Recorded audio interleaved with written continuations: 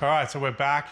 It's been a couple of weeks. I had to go back to Australia on a top secret mission, which you guys will find out about sometime in the future. It's going to be a pretty cool project, I hope, so stick around for that. I actually went back probably about 2 days after I made that flywheel puller from Nigel, which you could only buy in Australia at the time. So that made a lot of sense. Yeah, that worked out really well. Yeah, absolutely. I probably could have just picked it up for half of what it cost us to, or at least time-wise, to make that. But yeah. Anyway. Oh well. Anyway, so we're going to get back on this.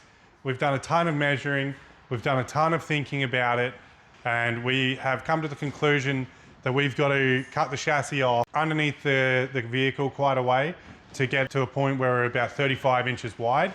And then we can bring the chassis out that 35-inch width all the way out to where it starts to kick up on the body there. And then we're going to kick it up and then bring it back in a bit. So as the frame will come back in and it'll be just wider than the width of the outside of the frame rail is now. That would be the inside of the new chassis. So we're going to get the body lifted back up, slide it back, and then start mocking up the new frame so we can cut the old one off, weld it, get started on the 4-link.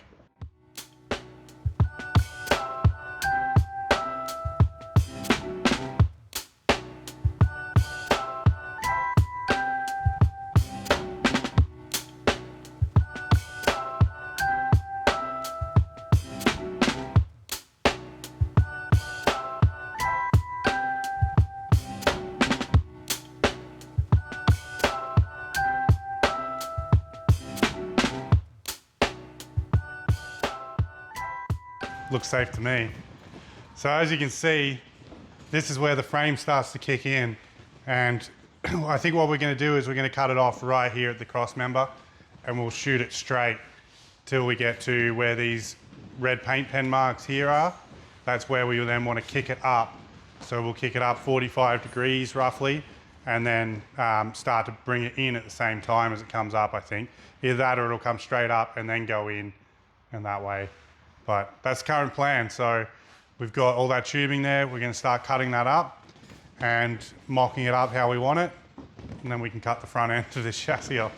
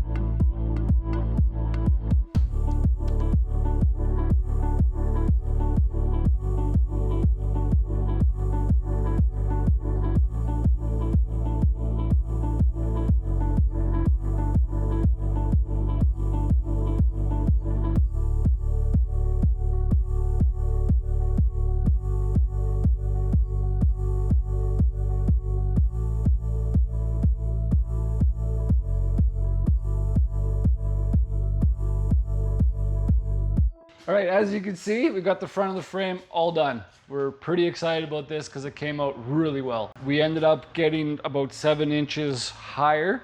So this allows for up travel, which means that the way it was sitting before is going to be our ride height. And that's what we were aiming for. So pretty excited about that. You can see that we have to put a kick here and a kick up. So the kick here is about 20 degrees, and then the kick up is about 45 degrees. So this allows the rails on both sides of the frame, the rails are straight until it gets to this kick, goes in, then it goes straight. We've gained about 4 inches of width in the front of this frame, which will help us for our track bar installation, shock mounting, stuff like that. Steering box, engine placement, rad placement. This will help quite a bit with all that. And the drive shaft now, we've got all the room in the world for our drive shaft, which was one of our big issues here where it came up before. It was just going to smash into the original frame. So. Yeah, and then this also gives us this opportunity to put these upper suspension links, bars, into the positions we want. Yeah. Whereas the old frame was going to really restrict us on where we could put everything. Yeah. So we're pretty happy about that that's got all done. This was no easy feat because we were using a terrible chop saw. You know, we made our angles, calculated everything, measured everything, cut everything. Oh, it turns out everything's off about a couple degrees here and there. So if we really appreciate it if you guys put a comment on this video about what kind of metal saw you guys use. Are you using like a metal bladed chop saw? Are you guys using a band saw? What's a good option? What's some ideas? We'd really like to, you know, make an upgrade to what we have, because this turned out to be a lot longer than it needed to be just because our terrible chop saw was not doing very good. So Lauren, you know, took the time to make everything really straight, check our angles. We used the old frame that was in place to really make sure everything was like square and, you know, even on both sides. But we still would like to use a different chop saw. So let us know what you guys think on that one, please. Yeah, because you know you'd clamp the saw, or like the material, and then as soon as you bring the chop blade down into it, because everything's so thin and crap, it would basically start to move on you. Halfway through the cut, all of a sudden you've gone from 10-degree cut to a 8-degree cut or thereabouts. Yeah, because it was all compound cuts, so it's not easy to do. No. So yeah, let us know in the comments what you guys use, what you guys think we should use, and we'll see what we can get one. Yeah, very happy about this. The next thing we're going to do is get this body back in place and cross our fingers that we've made our measurements right. Yeah, we measured more than twice, but you never know, eh? We measured properly, so it shouldn't be a problem, but we want to double check it. We're going to put this back on. That frees up the engine stand or the engine lift, and then we can look about putting this engine kind of back in place to then continue on with our front suspension.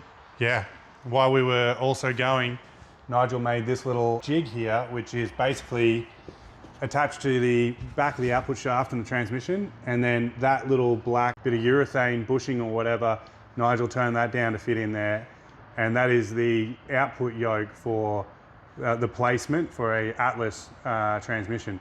So that way we can figure out roughly what angle the Atlas transfer case, you can get it in all sorts of different degrees, like 8 degrees, 18 degrees, and so on. Yeah, and that's all custom order or custom made to order stuff. So we kind of have to figure that out before we go and order a an Atlas transfer case. We don't want to that up. No, we don't want to screw that up. So, all right, yeah, well, let's get this body back on then. Yep, let's do it. Go from there. Sweet.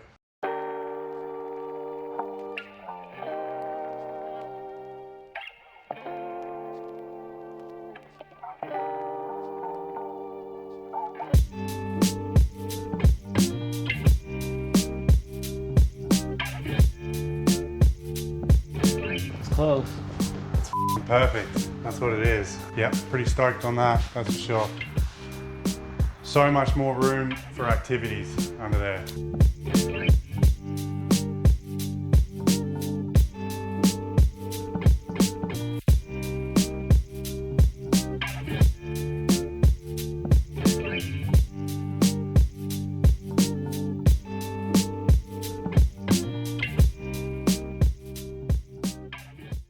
Okay, as you can see, we've got the engine roughly sitting in place here. We've figured out that it's just too low. The oil pan is a couple inches below the height of the frame rails at the lowest point. And we've got room to come up. especially if we go backwards, we have even more room to keep coming up with the engine. So the engine can come up, but the transmission currently cannot. So the tunnel is too low. It's gotta go. It's gotta go.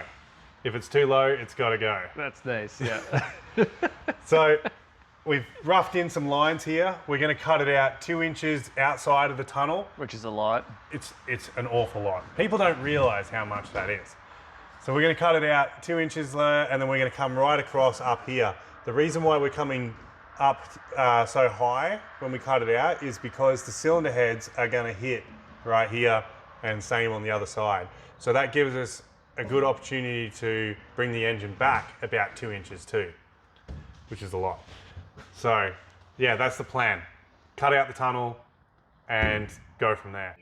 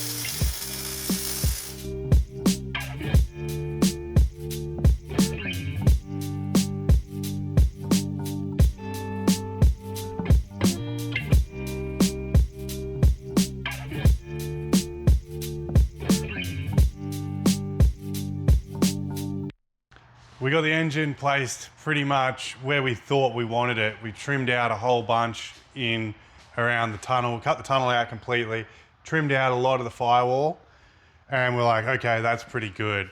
So we made up some mounts and just like roughly, you know, like just so as it sits there, and then we could start on the front suspension.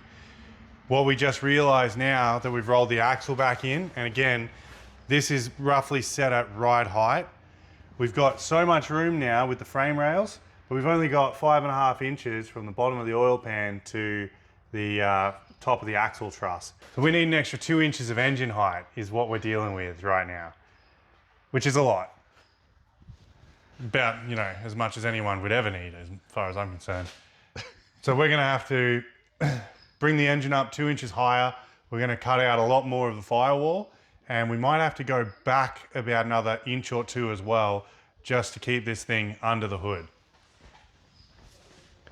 We have plenty of room inside the cab now that we've cut all this out. But we just need to go up a bit further. So we can come up 2 inches higher at the back here, no problem. But we've got to get that engine up.